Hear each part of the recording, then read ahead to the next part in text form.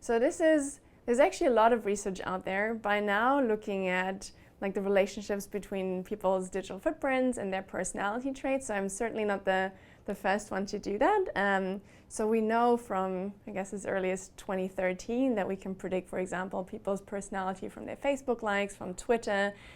Some of the work that I've been recently involved in is kind of predicting personality from transaction data.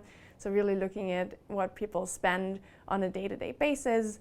And we know, and this is really something that actually was surprising in the beginning, is that pretty much anything we use, so all of the sources that we can possibly imagine, are to some extent predictive of our psychological traits, whether that's personality, values, intelligence, all the socio-demographic variables. And then the question becomes like, what do you do with them? So we know that we can accurately infer people's personality just by looking at what they do online, and what are the use cases. So one of the areas that I've been most interested in is kind of personalized advertising or targeted advertising based on personality. So some of the things that we've done in that context is just saying, okay, the same way that now advertisers target people based on specific behaviors or stuff that they've done in the past, can we target people, for example, based on their extroversion level?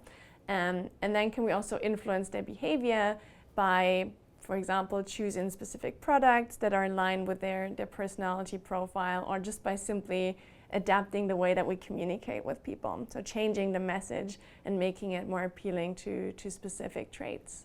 We were kind of optimistic because there's quite a bit of lab research showing that if you change the message, for example, and you tailor it to people's personality traits, that seems to influence the way that people at least report they would behave when responding to some of that advertising. And what we see is that this also replicates if you actually do it on Facebook, for example. So we targeted extroverts using specific like Facebook likes, specific interests within the Facebook advertising platform. And what we see is that people actually kind of click more often, they purchase more often if the messages that we use to advertise a specific product, for example, a beauty retailer, which was one of the products that we used, that people actually click more often and purchase more often.